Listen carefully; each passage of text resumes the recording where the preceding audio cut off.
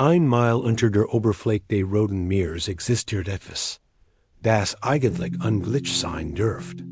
Ein Phänomen, das unser Wissen über den Ursprung des Lebens auf der Erde und vielleicht sogar darüber hinaus in Frage stellt.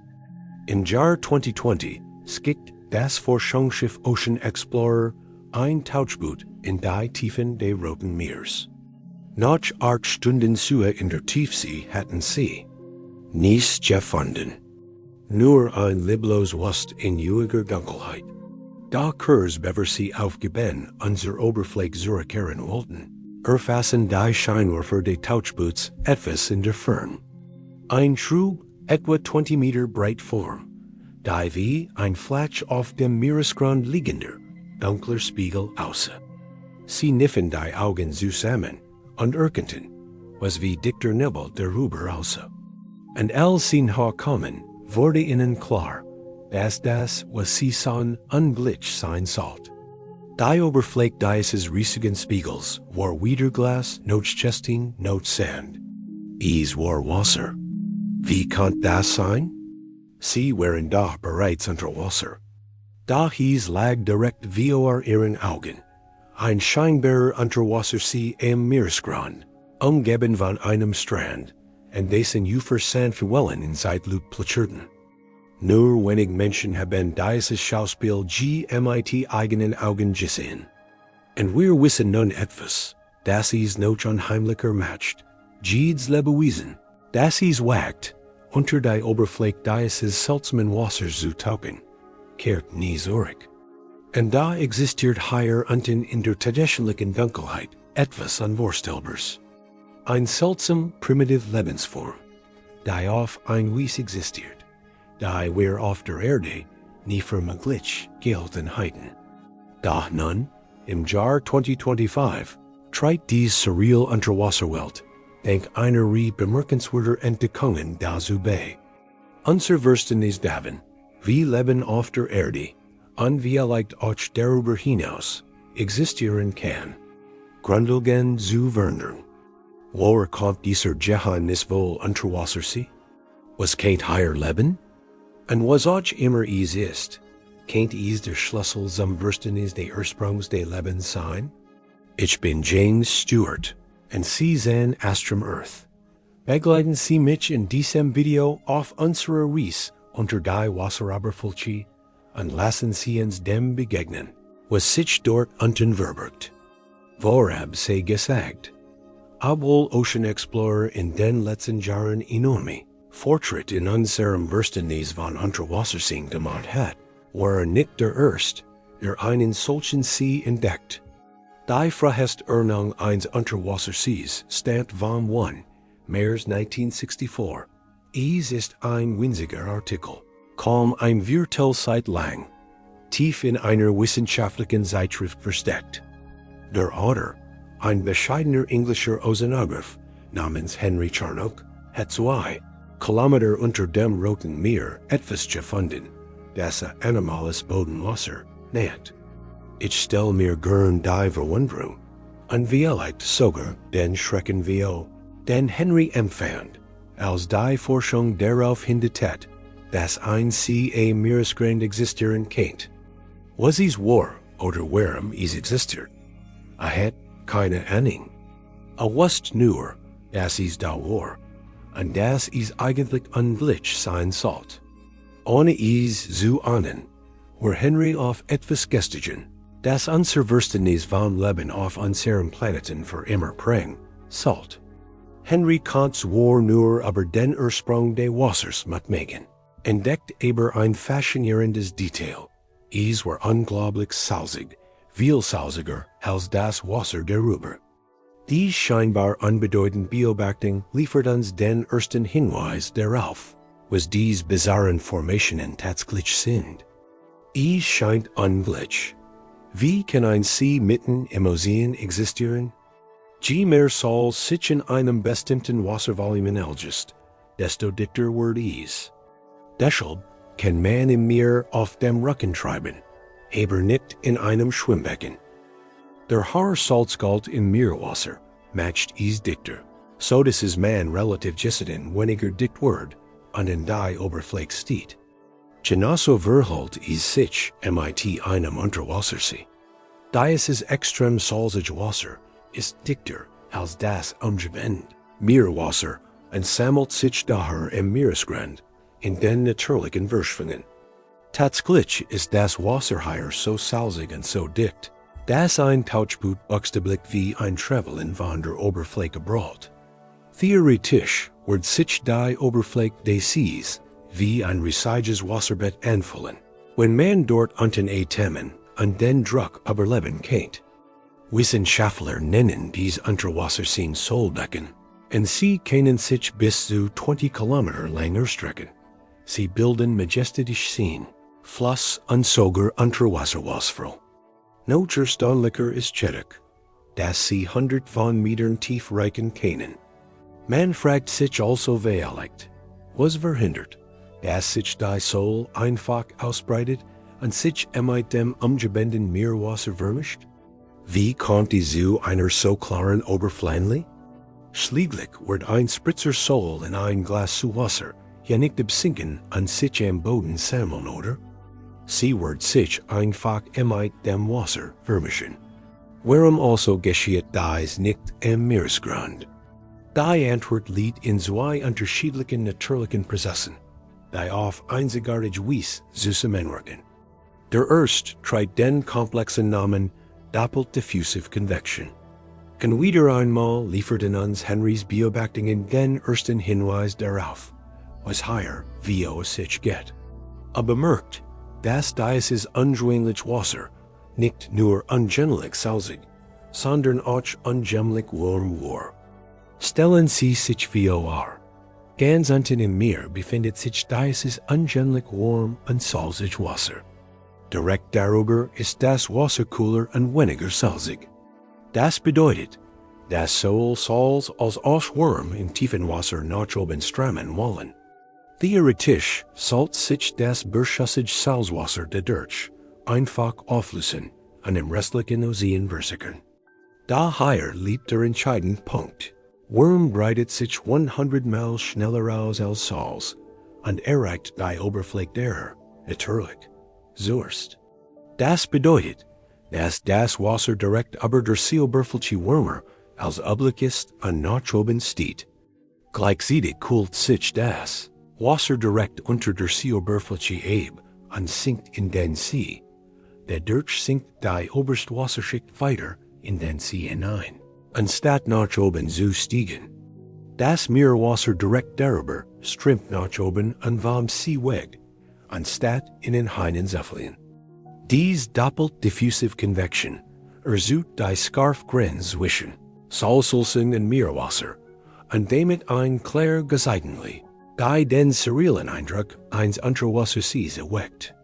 Aufmerksamen Beobachtern mag tätig ein Fehler in diesem Modell aufgefallen sein. Selbst bei einer klar definierten Grenze zwischen Salzlösung und normalem Wasser diffundiert Salz über diese Linie. Der See verliert also ständig Salzlösung in das darüber liegende Wasser. Theoretisch muss der See daher verschwinden, wie ein Gezeitentumpel, der der Zeit werden steht. Hier kommt der zweite natürlich Prozess ins Spiel. Unterwasserseen sind nämlich nicht einfach nur Salzwarfitze. Sie befinden sich in einem ständigen Wandel. So wie Salzlösung kontinuierlich in das darüber liegende Wasser werden steht, wird sie auch von unten nachgeliefert. Der See existiert nur dank der empfindlichen natürlichen Gleichgewichts zwischen zwei gegenläufigen Prozessen. Dem einen, der den See schrumpfen lässt, und dem anderen, der ihn wachsen lässt. Woher wurde also gespielt? Was ist dies scheinbar unerschafflich Quell warmen, salzigen Wassers, die aus der Tiefe der Erde kommt? Sie haben vielleicht schon von Plattentektonik gehört. Aber dies Frage zu beantworten, müssen wir die Salztektonik verstehen. Wissenschaftler rätselten jahrzehntelang, bis sich die Antwort schließlich abseit nicht. Weltweit wurden Sollbecken nur in 3 Orten gefunden. Und diese 3 Orte haben eins gemeinsam. Eine ungewöhnliche geologische Besonderheit. Die Entstehung dieser Becken ermöglicht. Das erste haben wir bereits erwähnt, das Rotmeer. Die anderen beiden sind der Golf von Mexiko und das Mittelmeer. Was ist also die grundlegende Gemeinsamkeit? Sind diese als Gewässer, die keine riesigen Ozeane sind? Wie erlegt? Sind sie alle teilweise umschlossen? Das ist ein Teil der Antwort. Aber das Entscheidende ist, irgendwann in ihrer Geschichte waren alle drei Gewässer vom Ozean abgeschnitten. Im Jura wurde der Golf von Mexiko durch einen schmalen Landstreifen vom Atlantik abgetrennt. Aber 100 Millionen Jahre später geschieht dasselbe im Mittelmeer. Und zu diesem Zeitpunkt war auch das Rotmeer vom Indischen Ozean abgeschnitten. Als dies Meer vom Ozean abgeschnitten wurden, verwandelten sie sich in riesige Becken. Da kein neues Wasser nachströmt, werden statt das verbliebene Wasser in diesen Becken immer zur Zeit und hinterließ etwas Unglaubliches, ein dick Salzschicht. In den folgenden Millionen Jahren wurde diese Salzschicht von Sedimenten begraben, die sie immer tiefer in die Erde drückten. Als diese ausgetrockneten Becken schließlich wieder mit den Ozeanen verbunden wurden und sich erneut mit Meerwasser füllten, entstanden einzigartige geologische Bedingungen. Oben befindet sich das Meer und unten ein riesiger Salzberg. Nur dank der dazwischen liegenden Sedimentschicht kommt das Salz nicht mit dem Meerwasser in Berührung. Aber sie können sich vielleicht vorstellen, was als nächstes passiert. Wenn sich die Sedimente im Lauf der Zeit immer weiter ablagern und das Salz tiefer in die Erdkruste eindringt, geschieht etwas Außergewöhnliches. Die darüber liegenden Sedimente werden so schwer, dass sie das darunter liegende Salz zusammendrücken und diese durchverschieben. Dieser Prozess, bekannt als Salztektonik, verursacht Verformungen und Riss in der Sedimentschicht. Dadurch kann Meerwasser mit der Zeit eindringen und sich mit dem darunter liegenden Uralten Salz vermischen. So entsteht tief in der Erde ein hochkonzentriert Soll. Durch die ständige Beugung der Sedimente wird dies tief. Unterirdische Soll erwärmt durch die Erdwärme. Ins Meer gedrückt und lagert sich auf dem Meeresboden ab. Und schon haben wir einen Unterwasser-See. Das Soll verbleibt nicht nur in Seen und wartet auf ihr nächstes Opfer. Soll kann auch unter Wasser fließen. Rend 1 Tauchgangs im Jahr 2018 erkundet das vergestört. Unterwasserfrags der NOA, Expedition im Golf von Mexiko, ein flache Erhebung im Meeresboden und Richtidsseinen. Blick auf die darunter liegend. MIT Sedimenten ausgegliedert Vertiefung.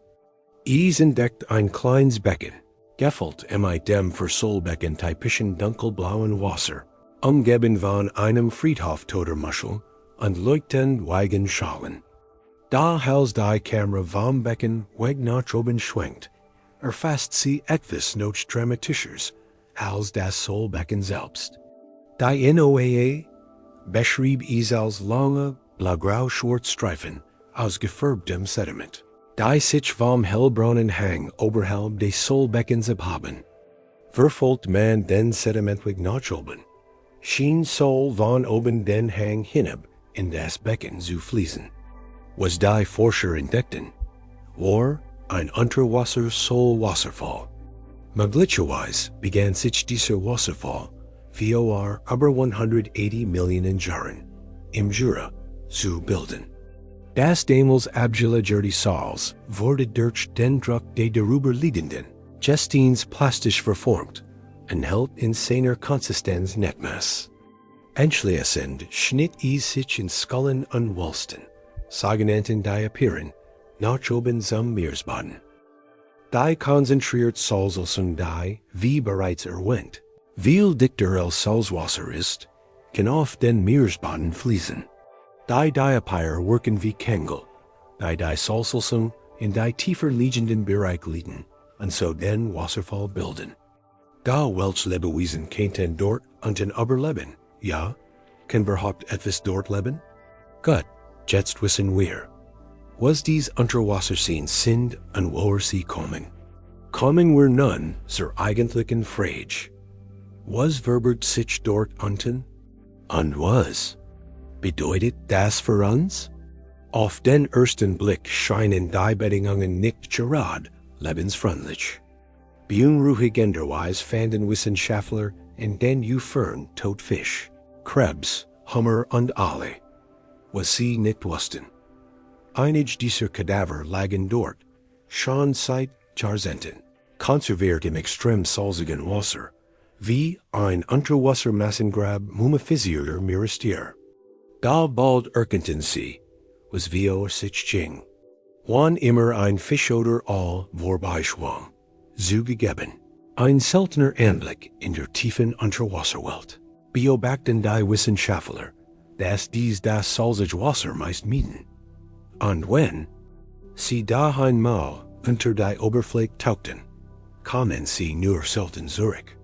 Innerhalb weniger Sekunden nach dem Abtauchen wurden sie von heftigen Krämpfen befallen. Fisch wanden sich unkontrolliert und all verknoteten sich.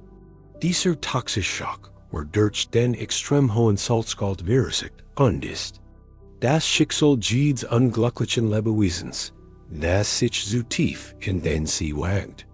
Ist einmal eingetreten, bleibt ihnen nur noch die Hoffnung, in die Oberfläche ins vertraute Meerwasser zu gelangen. Die meisten haben jedoch nicht so viel Glück. Aufgrund des extrem hohen Salzgehalts sind Unterwasser-Seen sauerstoffrei.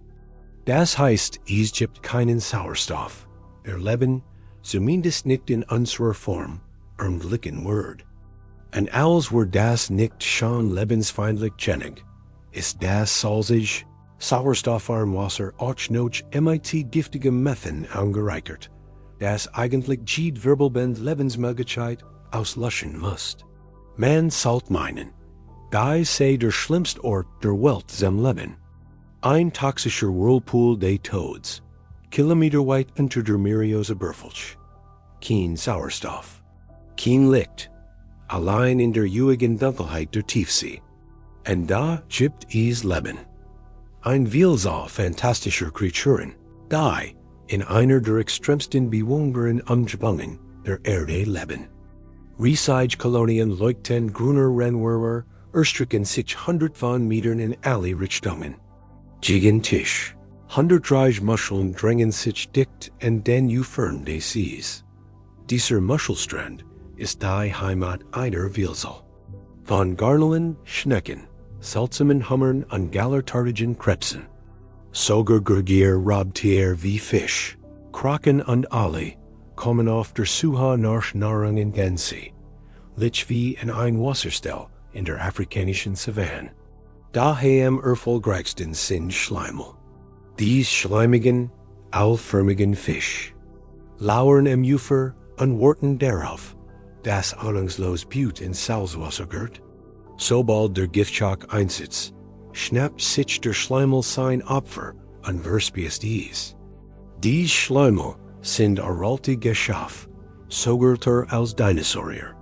Oft als lebende Fossilien bezeichnet, nennen sie verblüffend den allerersten. Wirbeltieren, die wir Hunderten von Millionen Jahren auf der Erde erscheinen.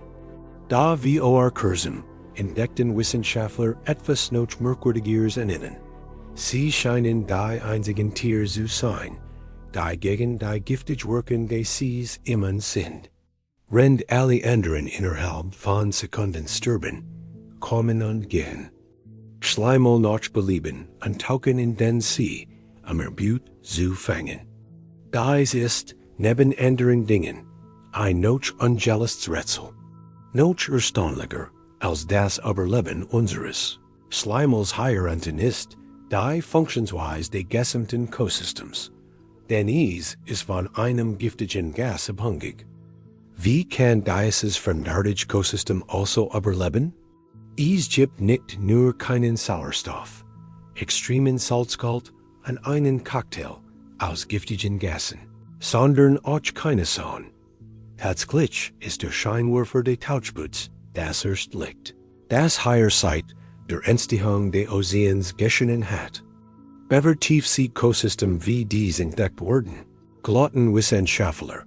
Als Leben wird von der Sonne angetrieben. Grünpflanzen absorbieren die Sonnenenergie und wandeln sie durch Photosynthese in Nahrung. Dies Pflanzen, die dann von Tieren gefressen wurden, bilden die Basis der Nahrungskette. Erstaunlicherweise gilt dies sogar in der Tiefsee, wo die Sonne nicht hinkommt. Das Leben hier aber letztendlich durch Nahrungsrest, die von der Oberfläche herabsinken.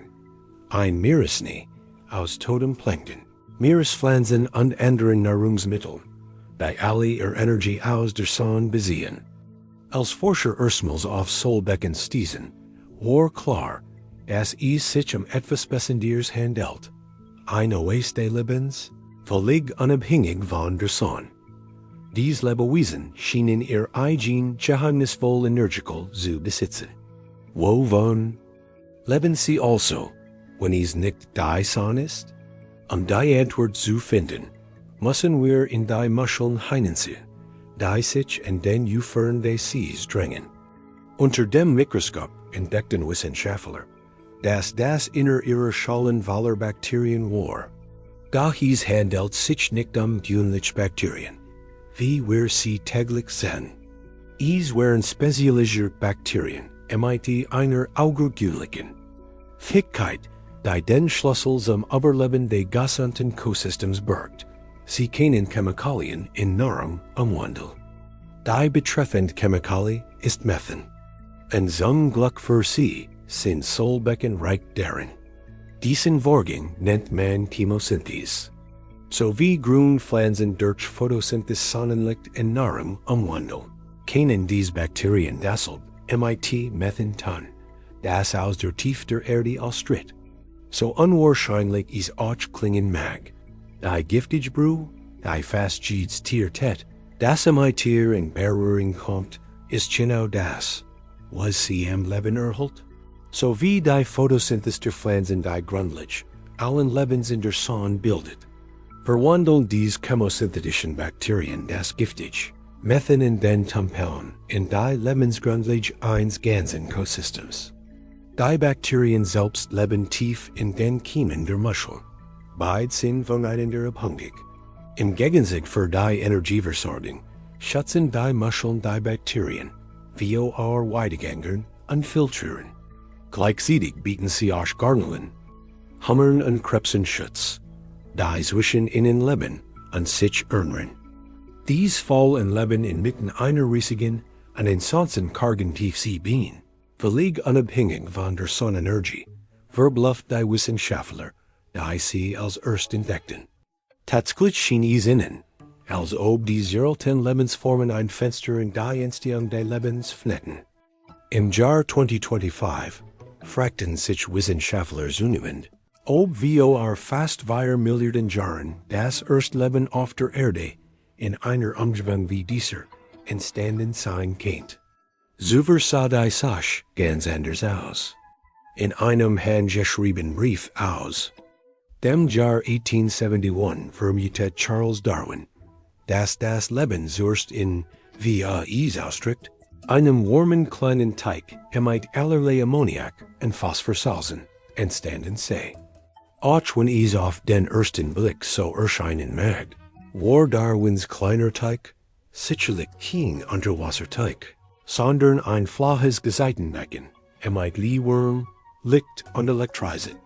Daraus entstand die Popular Theory der Ursup, die besagt, dass das Leben in einem warmen, nächtlichen Gezeitenbecken durch einen Blitzschlag entstanden sei.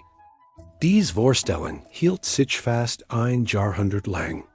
Dahin die 20 Jahrhunderts, als wir chemosynthetisch Umgebungen in der Tiefsee wie Solbecken entdeckten, wurde unser gesamtes Wissen über den Ursprung des Lebens auf den Kopf gestellt. Wenn Leben offensichtlich ohne Sonne überleben kann es dann offensichtlich entstanden sein? Die erst dieser chemosynthetischen Umgebungen war kein Solbecken, sondern ein sogenannte hydrothermal Quell. Hydrothermal Quellen sind riesige, rauchende Schlotten am Grund des Sees, aus denen Strom einer extrem hohen chemischen Suppe aus der Tiefe der Erde austreten. Gleich wie bei Solbecken fanden Wissenschaftler auch diese Quellen herum ein voll von Leben. Das nicht von der Sonnenenergie, sondern von der Energie dieser chemischen Suppe lebt, die von Kolonien chemosynthetischer Bakterien genutzt wurde. Diese Entdeckung war bahnbrechend. Auch heute noch, mehr als 50 Jahre nach ihrer Entdeckung, gilt die gängige Ansicht, dass Hydrothermal Quellen der wahrscheinlichste Ort für das Erstleben auf der Erde sind. Da es gibt nun einen weiteren Kandidaten. Bevor Solbecken entdeckt wurden, war es undenkbar, das Leben unter solch extrem salzigen Bedingungen überleben könnte. Da in den letzten Jahren hat die Entdeckung vielfältiger Bakterien und komplexer Lebensformen dort die Frage, wie und wo Leben entstehen kann, neu definiert. Und es gibt einen noch faszinierenden Hinweis darauf, dass ein Solbecken ähnlich Umgebung der möglich Weg des Lebens sein könnte. Wir wissen, dass Leben mit ziemlicher Sicherheit vor 35 bis 4 Milliarden Jahren irgendwo im Ozean entstand. Und hier kommt das interessant.